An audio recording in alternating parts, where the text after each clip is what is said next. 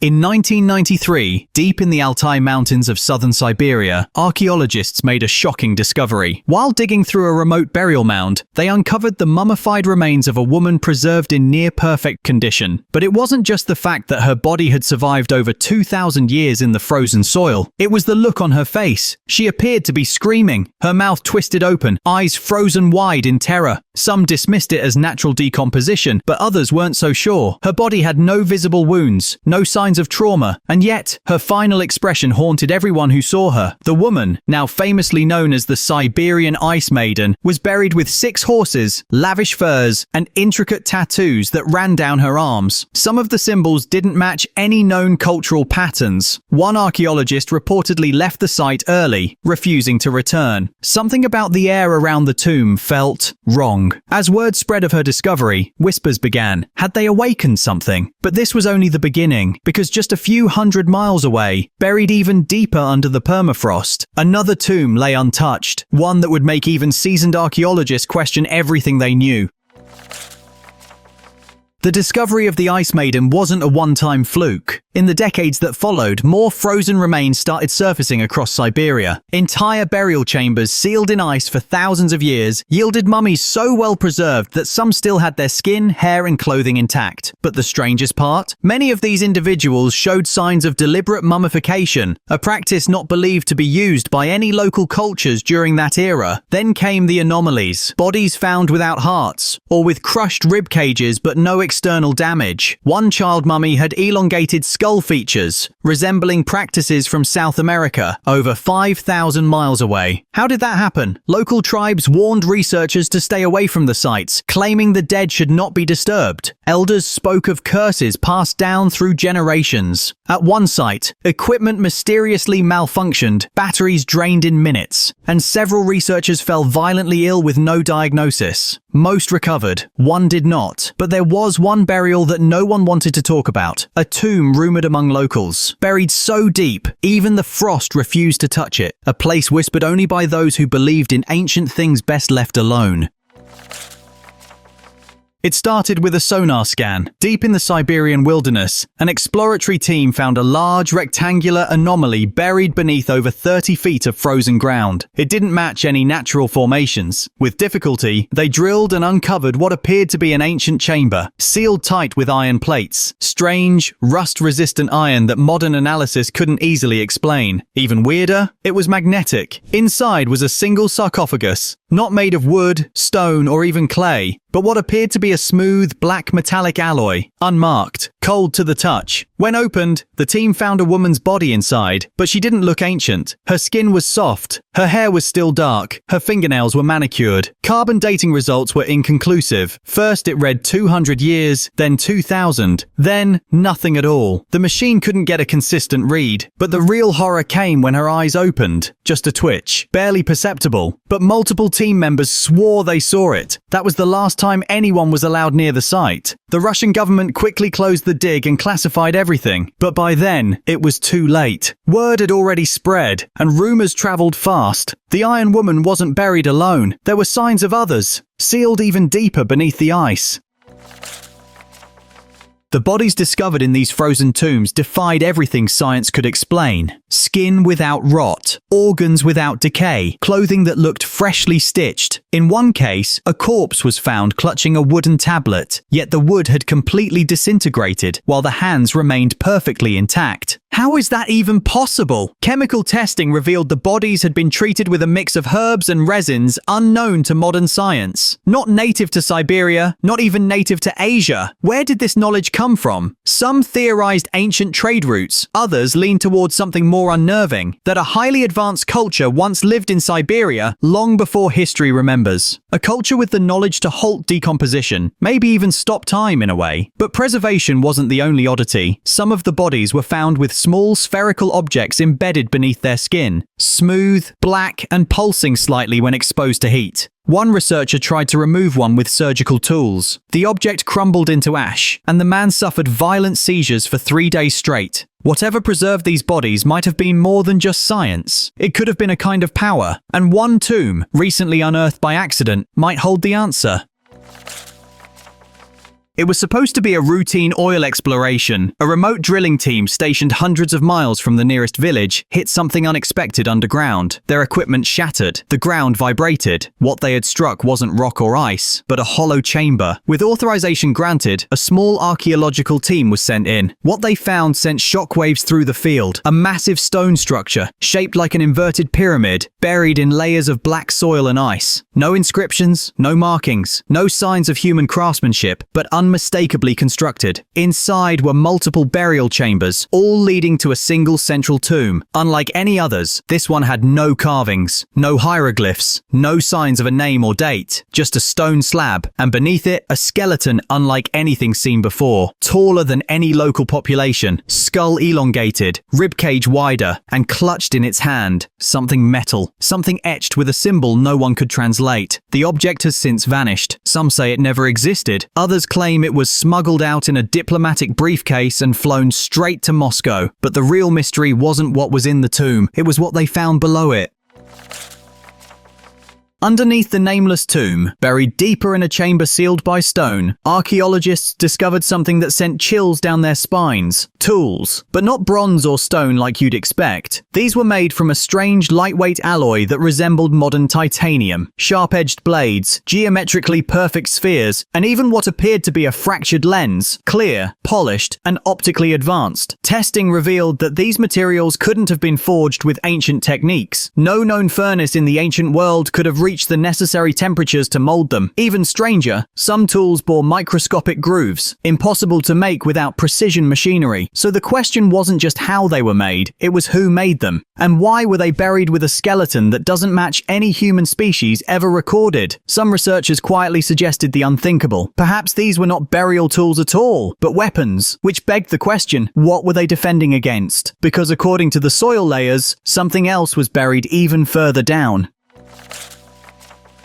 A week after the strange tools were found, ground-penetrating radar revealed another object lying nearly 60 feet below the tomb's lowest point. When excavated, the team uncovered a stone chamber, circular, smooth, and humming faintly. At the center, a strange object, shaped like a small dome, wrapped in thick metal coils and etched with bizarre lightning bolt patterns. It looked like a machine, a power source. When researchers brought a basic voltmeter near it, the needle spiked, but there were no batteries, no visible energy supply, and yet it pulsed, slowly, faintly, like a dying heartbeat. No one could figure out what it powered, but its shape matched descriptions from tribal Siberian legends. A sun trapped in ice, hidden beneath the world to keep it from waking. That same night, camp power systems failed. Cameras shut down, batteries drained, and one worker vanished into the snow. Search teams found his footprints, but they simply stopped mid-step, like he had been lifted out of existence. Whatever this object was, it wasn't dead, and it wasn't alone, because the deeper they went, the more signs they found of watchers.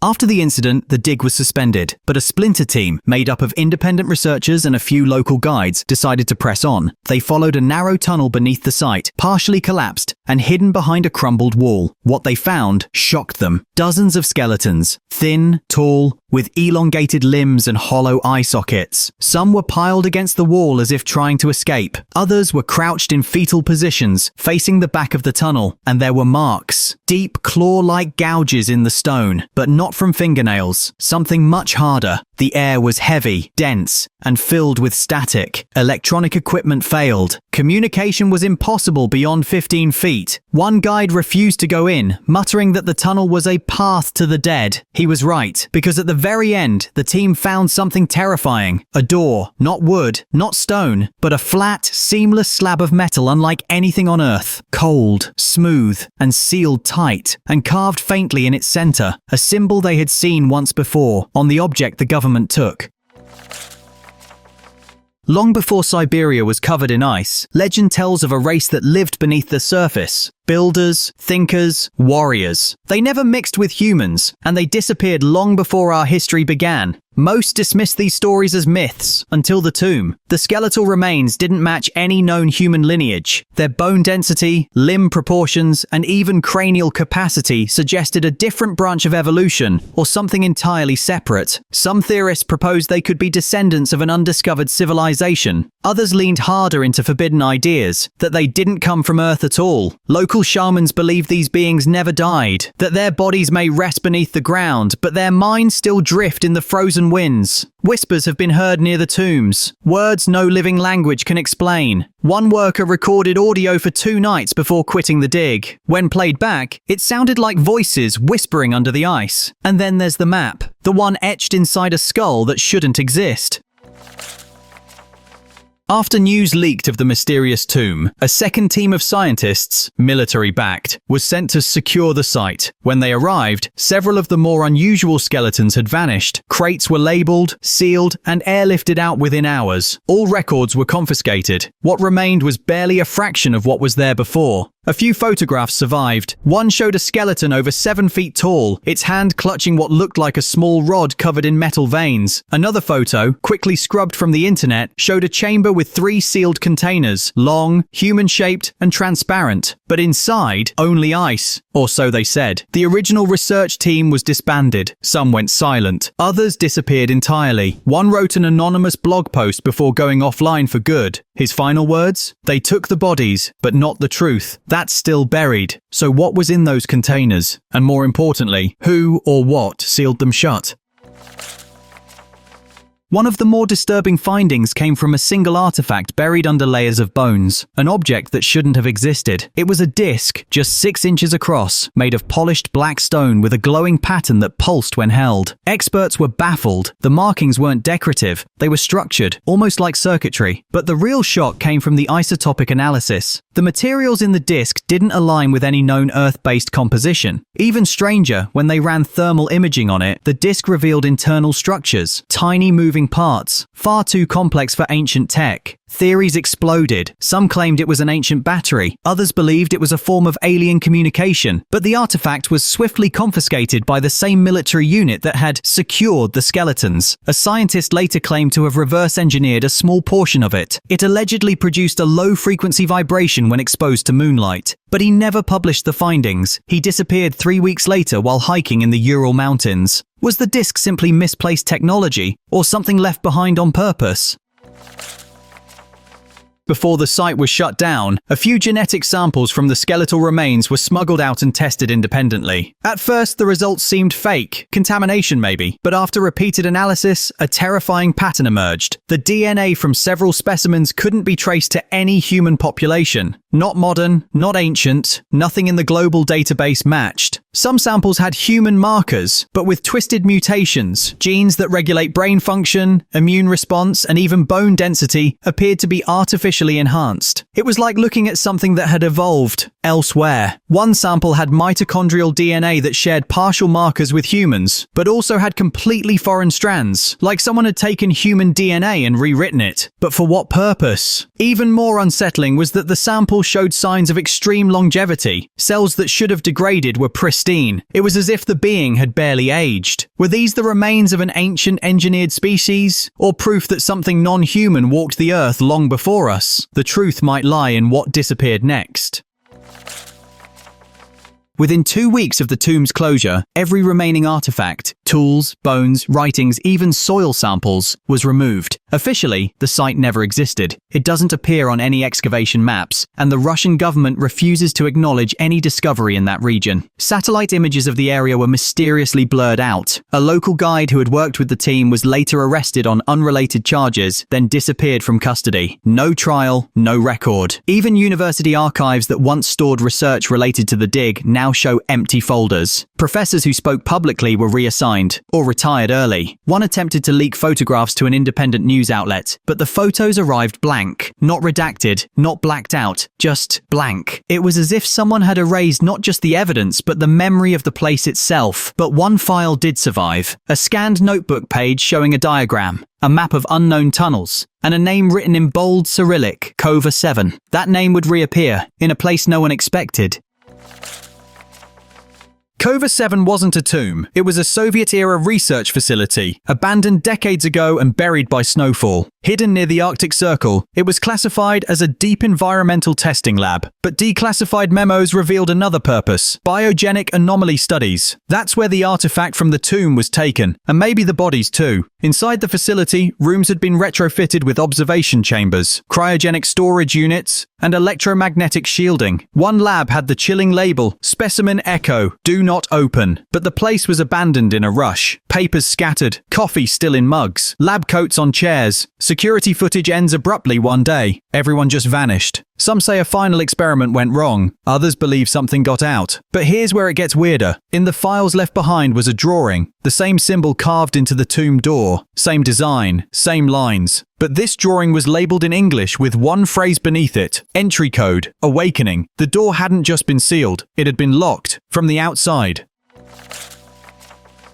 Not long after the site was closed, locals started reporting strange activity in the nearby forests, unexplainable lights, magnetic anomalies, and even disappearances. One hunter found his entire compass kit fused together, the metal warped like it had been melted from the inside. At night, villagers reported hearing deep, rhythmic sounds beneath the ground, like breathing. Authorities blamed natural seismic activity, but geologists confirmed no tremors in the region. Then came the sickness, a strange affliction that hit only those who had visited the tomb or worked on the excavation team. Symptoms included vivid hallucinations, paranoia, and eventually violent behavior. It was dubbed the Tomb Curse by online communities. Some believed exposure to the artifact or the tomb's energy source had triggered something dormant in their bodies. Others insisted it was psychological. But one researcher, right before his death, claimed he had dreams of a being made of ice and light, speaking in a language that vibrated the bones. He wasn't the only one, because that same dream was later described by someone else, someone who had never been near the tomb, but lived hundreds of miles away, and what he dreamed led to the most shocking discovery yet.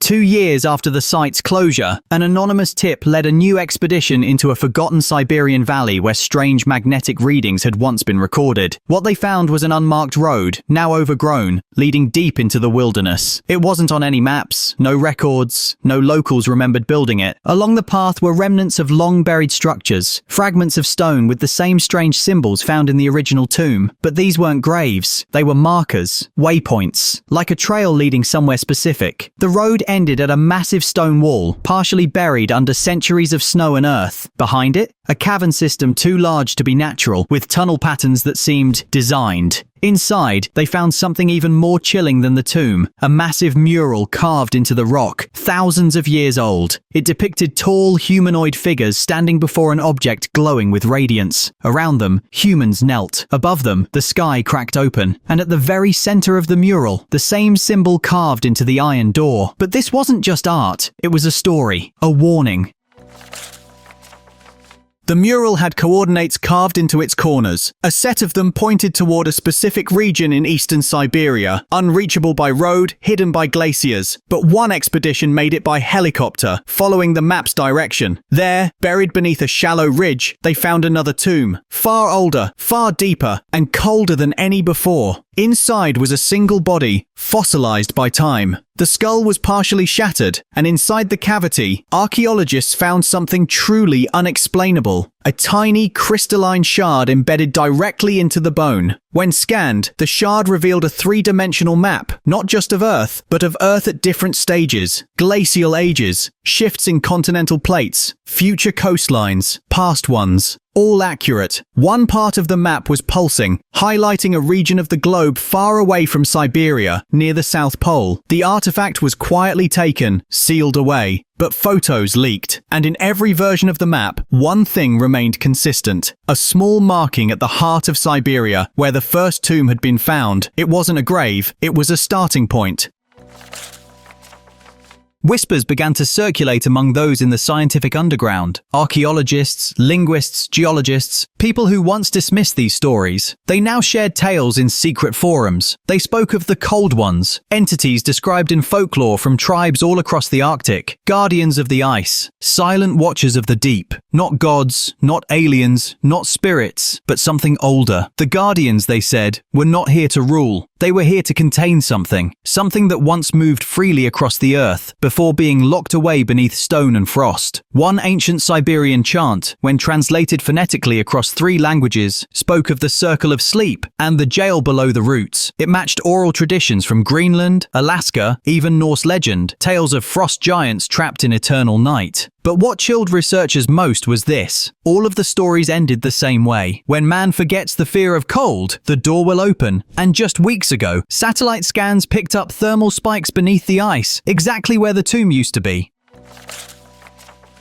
It happened fast. A sudden seismic spike, a roar of shifting ice, and then silence. Local satellites recorded the event, but were quickly blacked out. Access to the region was restricted by military forces, but a few rogue drones managed to get close enough. What they saw was unmistakable. The ground above the tomb had collapsed inward, a crater nearly 300 feet across. No snow, no ice, just exposed earth and smoke, like something had come up from beneath. Radiation levels spiked, wildlife vanished, and in the nearby village of Oymyakon, the coldest inhabited place on Earth, every power source failed simultaneously. Locals reported hearing a sound like distant thunder, but coming from the ground. One child spoke of a tall man made of stars walking across the river. The tomb wasn't just open, it was empty, and whatever had been inside was no longer there.